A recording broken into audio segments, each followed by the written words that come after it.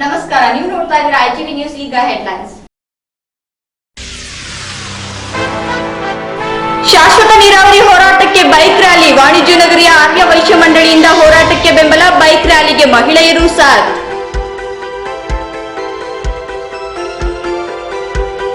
ವಿದ್ಯುತ್ ಸ್ಪರ್ಶದಿಂದ ರೈತ ಸಾವು. ಸ್ಥಳಕ್ಕೆ ಕೃಷಿ ಇಲಾಖೆಯ ಅಧಿಕಾರಿಗಳು ಭೇಟಿ. ಶಿಡ್ಲಘಟ್ಟ ತಾಲೂಕಿನಲ್ಲಿ ಘಟನೆ.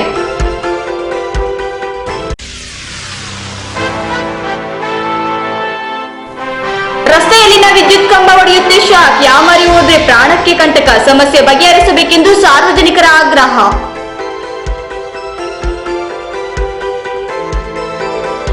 ಎಪಿಎಂಸಿ ಆಡಳಿತ ಮಂಡಳಿ ವಿರುದ್ಧ ಸಾರ್ವಜನಿಕರ ಆಕ್ರೋಶ. ಮಾರುಕಟ್ಟೆಯಲ್ಲಿನ ಸ್ಥಳ ದುರ್ಬಳಕೆ ವಿರುದ್ಧ ಜಿಲ್ಲಾಧಿಕಾರಿಗಳಿಗೆ ಮನವಿ. ಶಾಶ್ವತ ನೀರಾವರಿ ಹೋರಾಟವನ್ನು ಬೆಂಬಲಿಸಲು ಚಿಕ್ಕಬಳ್ಳಾಪುರ ಜಿಲ್ಲೆ ಚಿಂತಾಮಣಿ ಆರ್ಯ ವೈಶ್ಯ ಮಂಡಳಿ ವತಿಯಿಂದ ಬೈಕ್ ರ್ಯಾಲಿಯನ್ನು ಆಯೋಜನೆ ಮಾಡಲಾಗಿತ್ತು. ಶಾಶ್ವತ ನೀರಾವರಿ ಹೋರಾಟವನ್ನು ಬೆಂಬಲಿಸಲು ಚಿಂತಾಮಣಿ ಆರ್ಯ ವೈಶ್ಯ ಮಂಡಳಿ ವತಿಯಿಂದ ಬೈಕ್ ರ್ಯಾಲಿಯನ್ನು ಆಯೋಜನೆ ಮಾಡಲಾಗಿತ್ತು. ಈ ಬೈಕ್ ರ್ಯಾಲಿಯಲ್ಲಿ ಮಹಿಳೆಯರು ಭಾಗವಹಿಸಿದ್ದು ವಿಶೇಷವಾಗಿತ್ತು. ನಗರದ ಆಜಾದ್ ಚೌಕದಿಂದ ಪ್ರಾರಂಭವಾದ ರ್ಯಾಲಿ ನಗರದ ಪ್ರಮುಖ ರಸ್ತೆಗಳಲ್ಲಿ ರ್ಯಾಲಿ ನಡೆಸಿ ಚಿಕ್ಕಬಳ್ಳಾಪುರದ ಚದುಲಪುರದವರೆಗೂ ಬೈಕ್ಗಳಲ್ಲಿ ತೆರಳಿ ಹೋರಾಟಕ್ಕೆ ಬೆಂಬಲವನ್ನು ಸೂಚಿಸುವುದಾಗಿ ಮಂಗಳವಾರದಂದು ಬೆಳಿಗ್ಗೆ 9 ಗಂಟೆಗೆ ಸರಿಯಾಗಿ ಆಜಾದ್ ಚೌಕದಿಂದ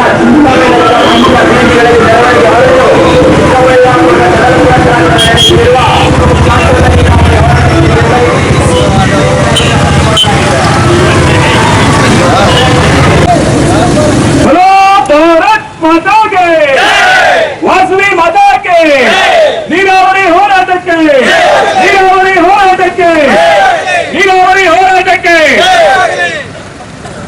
ಬಂಧುಗಳೇ, ಈ ದಿನ ಆರ್ಯ ವೈಶ್ಯ ಹಿತರಕ್ಷಣಾ ವೇದಿಕೆಯಿಂದ ಚಿಂತಾಮಣಿಯಲ್ಲಿರ್ತಕ್ಕಂಥ ಎಲ್ಲ ಆರ್ಯ ವೈಶ್ಯ ಬಾಂಧವರಲ್ಲೂ ಸಹ ಮಾತೆಯರೊಂದಿಗೆ ಶಾಶ್ವತ ನೀರಾವರಿ 2 ಜಿಲ್ಲೆಗೆ ಬೇಕು ಅಂತಕ್ಕಂಥ ಹೋರಾಟ ಏನ್ ನಡೀತಾ ಇದೆಯೋ ಆ ಹೋರಾಟದಲ್ಲಿ ನಾವೆಲ್ಲರೂ ಸಹ ಪಾಲ್ಗೊಳ್ತಾ ಇದ್ದೇವೆ.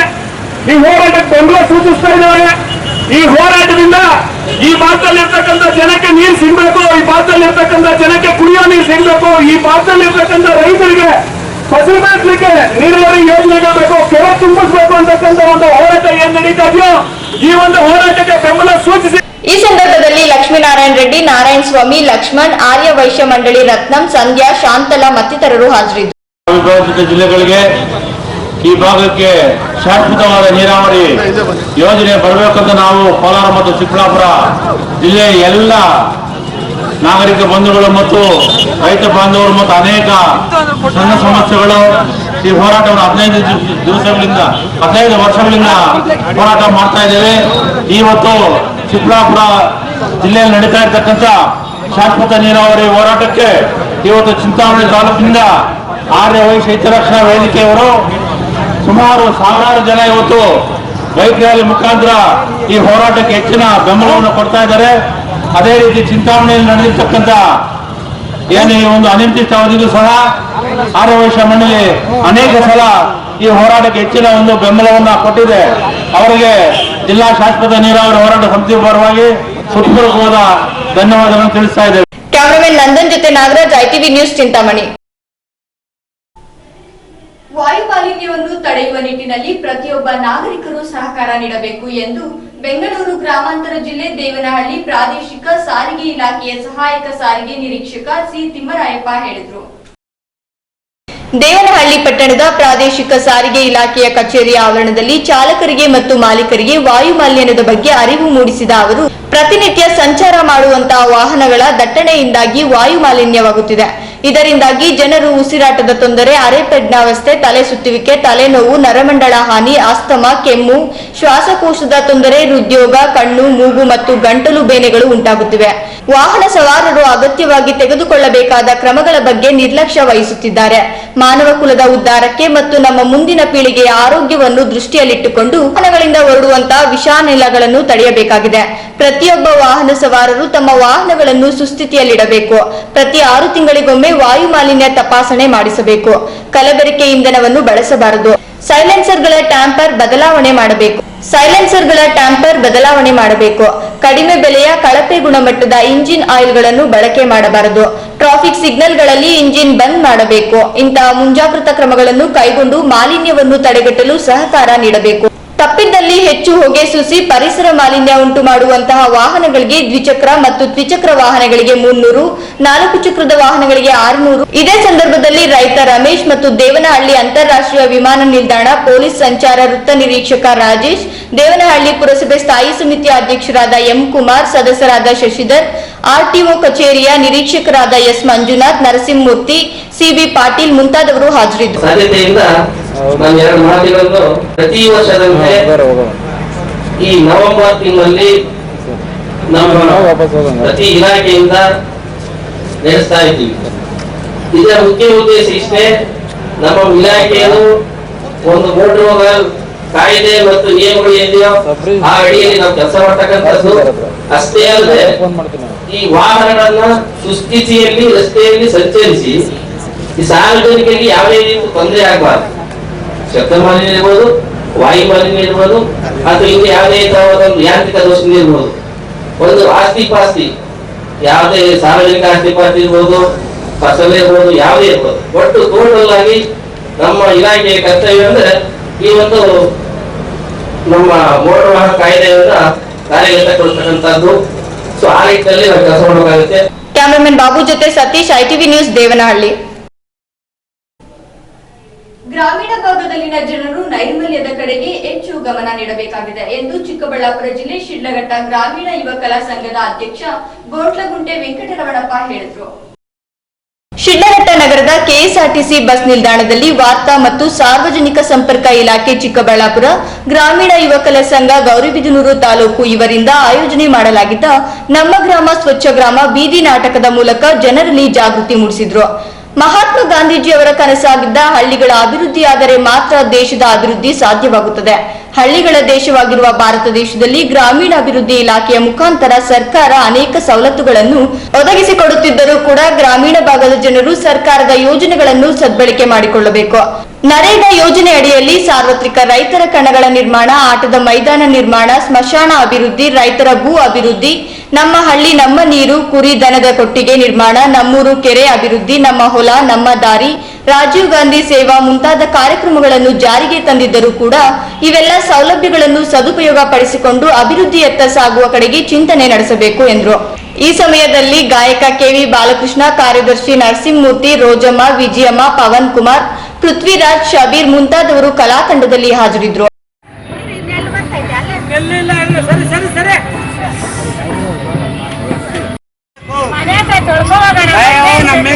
ಇವಾಗ ಊಟಕ್ಕೆ ಏನಾಗಿದೆ ಬೈತಾರೆ, ಇಲ್ಲೇ ತೊಳ್ಕೊಂತೀನಿ ನಡಿ.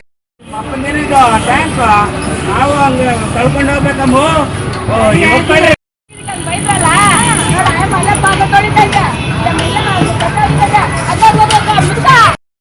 ಸ್ವಲ್ಪ ಕುಡಿಯಕ್ ನೀರ್ ಬೇಕು ಮೇಡಮ್ ಅವರೇ. ಮುನಿನಾರಾಯಣ್, ITV ನ್ಯೂಸ್, ಶಿಡ್ಲಘಟ್ಟ. ರೇಷ್ಮೆ ಹುಳು ಸಾಕಾಣಿಕೆ ಮನೆಯಲ್ಲಿ ಕೆಲಸದಲ್ಲಿ ತೊಡಗಿದ್ದ ರೈತನೊಬ್ಬನಿಗೆ ವಿದ್ಯುತ್ ಶಾಕ್ ಹೊಡೆದಿರುವುದರ ಪರಿಣಾಮವಾಗಿ ರೈತ ಸಾವನ್ನಪ್ಪಿರುವ ಘಟನೆ ಚಿಕ್ಕಬಳ್ಳಾಪುರ ಜಿಲ್ಲೆ ಶಿಡ್ಲಘಟ್ಟ ತಾಲೂಕಿನಲ್ಲಿ ನಡೆದಿದೆ. ಶಿಡ್ಲಘಟ್ಟ ತಾಲೂಕಿನ ವರದನಾಯಕನಹಳ್ಳಿ ಗ್ರಾಮದ ಮಂಜುನಾಥ್ ಮೃತ ರೈತ. ಭಾನುವಾರ ಸಂಜೆ 7 ಗಂಟೆಯ ಸುಮಾರು ರೇಷ್ಮೆ ಹುಳು ಸಾಕಾಣಿಕೆ ಮನೆಯಲ್ಲಿ ಹುಳುಗಳಿಗೆ ಸೊಪ್ಪು ಹಾಕುತ್ತಿದ್ದಾಗ ವಿದ್ಯುತ್ ಶಾಕ್ ಹೊಡೆದಿದ್ದು ಆಸ್ಪತ್ರೆಗೆ ಸಾಗಿಸುವಾಗ ಮೃತಪಟ್ಟಿದ್ದಾರೆ. ಮೃತ ರೈತನಿಗೆ 2 ಮಕ್ಕಳು, ಪತ್ನಿ ಇದ್ದಾರೆ. ಗ್ರಾಮಾಂತರ ಪೊಲೀಸ್ ಠಾಣೆಯಲ್ಲಿ ಪ್ರಕರಣ ದಾಖಲಾಗಿದೆ. ಆಸ್ಪತ್ರೆಗೆ ಭೇಟಿ ನೀಡಿದ ಕೃಷಿ ಸಹಾಯಕ ನಿರ್ದೇಶಕ ದೇವೇಗೌಡ, ಬೆಸ್ಕಾಂ ಇಲಾಖೆಯ AEE ಪರಮೇಶ್ವರ್, ಅನ್ವರ್ ಪಾಷಾ, ಕಂದಾಯ ಇಲಾಖೆಯ ರಾಜಸ್ವ ನಿರೀಕ್ಷಕ ಸುಬ್ರಹ್ಮಣ್ಯಂ, ತಾಲೂಕು ರೈತ ಸಂಘದ ಅಧ್ಯಕ್ಷ SM ರವಿಪ್ರಕಾಶ್, ಕಾರ್ಯದರ್ಶಿ ಪ್ರತೀಶ್ ಪರಿಶೀಲನೆ ನಡೆಸಿ ಮೃತ ರೈತನಿಗೆ ಅಂತಿಮ ನಮನ ಸಲ್ಲಿಸಿದ್ದಾರೆ. ಗ್ರಾಮದಲ್ಲಿ ಮಂಜುನಾಥ ಅನ್ನೋರು ಎಲೆಕ್ಟ್ರಿಕಲ್ ಶಾಕಿಂದ ರೇಷ್ಮೆ ಹುಳು ಹಣ್ಣಾಗಿತ್ತು. ಸೊಪ್ಪು ಹಾಕೋವಾಗ ಆ ವಿದ್ಯುತ್ ಶಕ್ತಿಯನ್ನು ಬ್ರೆಡ್ ಮೇಲೆ ನಿಂತ್ಕೊಂಡು ವೈರ್ ಇಟ್ಕೊಂಡಾಗ ಮರಣ ಹೊಂದಿದ್ದಾರೆ. ಆದ್ದರಿಂದ ಇವತ್ತು ರೈತರ ಕಷ್ಟ ಹೆಂಗೆ ಏನಂದರೆ ವೈಜ್ಞಾನಿಕವಾಗಿ ಸೈನ್ಸಿಸ್ಟ್ ಆಗಿ ಯಾವುದೇ ಅನುಕೂಲ ಇಲ್ಲ ರೈತರಿಗೆ. ಎಲ್ಲ ನಾವೇ ಸ್ಟ್ಯಾಂಡ್ಗಳಾಗಿರ್ಬೋದು, ರೇಷ್ಮೆ CSR 2 ಇರ್ಬೋದು, ಎಲ್ಲ ರೈತರಿಗೂ ಪ್ಲ್ಯಾನ್ ಮಾಡಿರೋದು ಬಿಟ್ಟರೆ ವಿಜ್ಞಾನಿಗಳಿಂದ ಏನೂ ಅನುಕೂಲ ಸಿಕ್ಕಿಲ್ಲ. ಯಾಕಂದರೆ ಇವತ್ತು ಸ್ಟ್ಯಾಂಡ್ಗಳ ಮೇಲೆ ರೈತರು ಹತ್ತಿ ಎಷ್ಟೋ ಜನ ಬೀಳ್ತಾ ಇದ್ದಾರೆ. ಮುನಿನಾರಾಯಣ್, ITV ನ್ಯೂಸ್, ಶಿಡ್ಲಘಟ್ಟ. ಮುಂಬರುವ ಟಿಪ್ಪು ಸುಲ್ತಾನ್ ಜಯಂತಿಯ ಬಗ್ಗೆ ಚಿಕ್ಕಬಳ್ಳಾಪುರ ಜಿಲ್ಲೆ ಚಿಂತಾಮಣಿ ನಗರಸಭೆಯಲ್ಲಿ ಪೂರ್ವಭಾವಿ ಸಭೆಯನ್ನು ಆಯೋಜನೆ ಮಾಡಲಾಗಿತ್ತು. ಮುಂಬರುವ ನವೆಂಬರ್ 10ರಂದು ಟಿಪ್ಪು ಸುಲ್ತಾನ್ ಜಯಂತಿಯ ಆಚರಣೆಯ ಬಗ್ಗೆ ಚಿಂತಾಮಣಿ ನಗರಸಭೆಯು ಆಚರಣೆಯ ಬಗ್ಗೆ ಪೂರ್ವಭಾವಿ ಸಭೆಯನ್ನು ಆಯೋಜನೆ ಮಾಡಲಾಗಿತ್ತು. ನವೆಂಬರ್ 10ರಂದು ಟಿಪ್ಪು ಸುಲ್ತಾನ್ ಜಯಂತಿಯನ್ನು ನಗರದ ಗುರುಭವನದಲ್ಲಿ ಆಯೋಜನೆ ಮಾಡುವುದಾಗಿ ಈ ಸಂದರ್ಭದಲ್ಲಿ ತೀರ್ಮಾನಿಸಲಾಯಿತು. ಹಾಗೂ ಈ ಪೂರ್ವಭಾವಿ ಸಭೆಗೆ ಹಾಜರಾಗದ ವಿವಿಧ ಇಲಾಖೆಗಳ ಅಧಿಕಾರಿಗಳಿಗೆ ನೋಟಿಸ್ ಜಾರಿಗೊಳಿಸಬೇಕೆಂದು ಶಾಸಕರು ತಾಲೂಕು ದಂಡಾಧಿಕಾರಿಗಳಿಗೆ ಖಡಕ್ ಆಗಿ ತಿಳಿಸಿದರು. ಇನ್ನು ಈ ಸಮಯದಲ್ಲಿ ಶಾಸಕರಾದ ಕೃಷ್ಣಾರೆಡ್ಡಿ, ದಂಡಾಧಿಕಾರಿಗಳಾದ ಸುಮಿತ್ರಾ, ಆಯುಕ್ತರಾದ ಹರೀಶ್ ಹಾಗೂ ನಗರಸಭೆಯ ಅಧ್ಯಕ್ಷರಾದ ಅನ್ವರ್ ಪಾಷಾ ಸೇರಿದಂತೆ ವಿವಿಧ ಇಲಾಖೆಯ ಅಧಿಕಾರಿಗಳು ಹಾಗೂ ಮುಸ್ಲಿಂ ಮುಖಂಡರು ಹಾಜರಿದ್ದರು.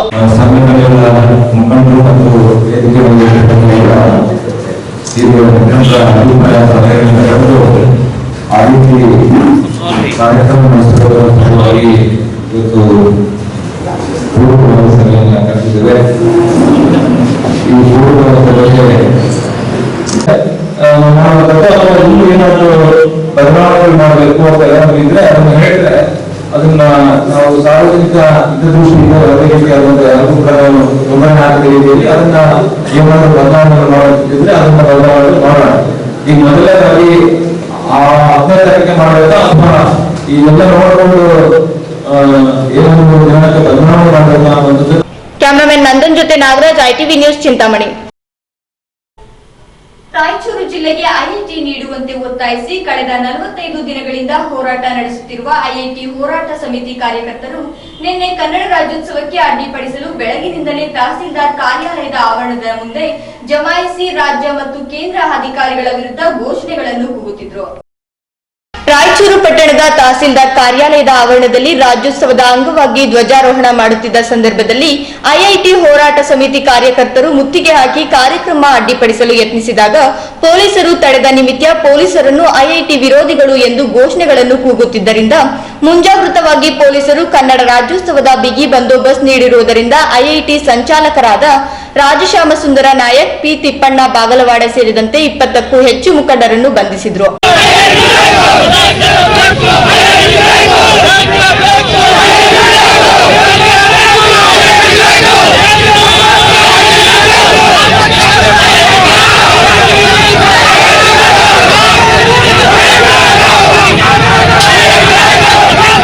Bureau report, ITV news, Raichur.